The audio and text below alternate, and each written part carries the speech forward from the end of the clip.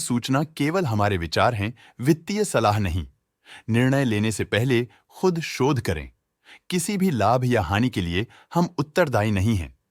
आज हम देख रहे हैं लेटेंट व्यू एनालिटिक्स लिमिटेड के 2025-26 Q1 की standalone financial performance. Starting with the sales, पिछले क्वार्टर से सेल्स में -2% का डिक्रीज हुआ है, मगर कंपनी ने पिछले साल के मुकाबले 21.5% का सेल्स इंक्रीज रिपोर्ट किया। Expenses -33.5% quarter on quarter decrease हो गए हैं, जो साल भर के 28.5% के राइज के साथ अलाइन करता है। एक्सपेंसेस में डिक्रीज अच्छा है, लेकिन सेल्स में डिक्रीज निराशा की बात है। ऑपरेटिंग प्रॉफिट, जो पिछले साल के कंपैरिजन में 7% अप हुआ है, क्वार्टर ऑन क्वार्टर अराउंड लगभग 6 गुना इंक्रीज हुआ है। Operating profit margin (OPM) annual basis पे -4% से डिक्रीज हुआ है और पिछले क्वार्टर के कंपैरिजन में 34% से इंक्रीज हुआ है। एक्सेप्शनल आइटम्स को ऐड करके अदर इनकम पिछले क्वार्टर के कंपैरिजन में 19% बढ़ गई, बावजूद इसकी ईयरली ग्रोथ 33% हुई है। इंटरेस्ट एक्सपेंसेस पिछले क्वार्टर से -17% डाउन हुआ, लेकिन ईयर ओवर ईयर डिक्रीज -40% हुआ है।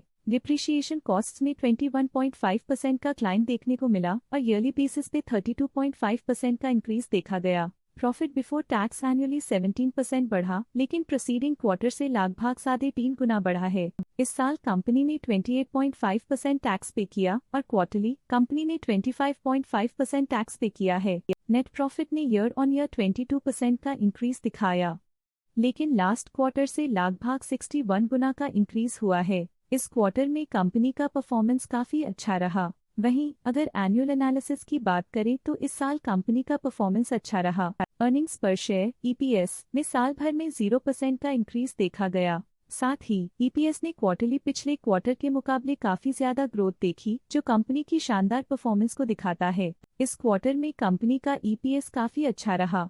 लेटेंट व्यू एनालिटिक्स लिमिटेड के फाइनेंशियल स्नैपशॉट को रिव्यू करते हुए कुछ मुख्य ट्रेंड्स सामने आए हैं, जो कंपनी की परफॉर्मेंस में रोशनी डालते हैं।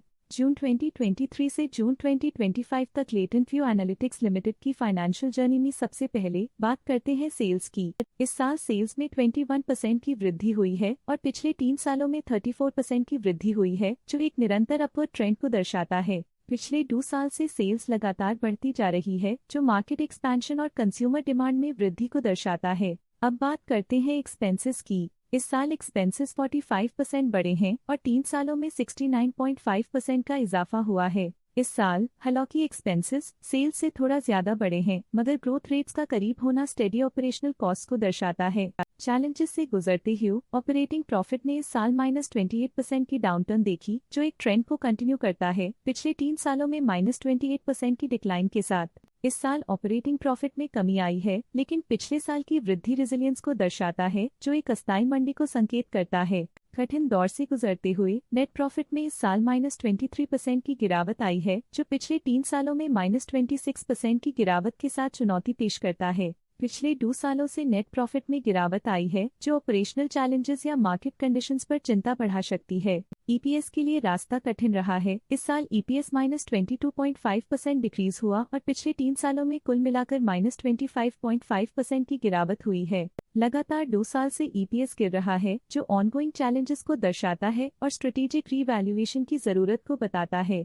चलिए अब बात करते हैं शेयर होल्डिंग पैटर्न की। लेटेंट व्यू एनालिटिक्स की शेयर होल्डिंग रिपोर्ट्स कुछ इस प्रकार की हैं, जो अननोन 2025 के तक चलता है। ये रिपोर्ट कंपनी के शेयर्स की डिटेल्ड जानकारी देता है, जिसमें promoters, promoter groups, foreign investors, public investors और सरकारी एंटिटीज शामिल हैं। प्रमोटर्स शेयर होल्डिंग 2025 के में 65.24% से 2025 के में 65.2% तक डिक्रीज हो गया। ये डिक्रीज दिखाता है कि इस टाइम पीरियड में कंपनी पे प्रमोटर्स का कंट्रोल कमजोर हुआ है। पब्लिक द्वारा हेल्ड शेयर्स का परसेंटेज 28.47% से इंक्रीज होकर 2025 के में 29.44% तक का इंक्रीज से देखा गया। ये चेंजेस स्टेट है कि पब्लिक की इन्वेस्टमेंट कंपनी में क्वार्टर टू क्वार्टर इंक्रीज हुई है। जब कंपनी के शेयर्स का अधिकतम हिस्सा प्रमोटर्स, FII, DII या गवर्नमेंट के पास होता है, तब ये माना जाता है कि कंपनी मजबूत हाथों में है, जो स्थिरता और मजबूत समर्थन को दर्शाता है और इस मार्केट की स्थिरता बनी रहती है।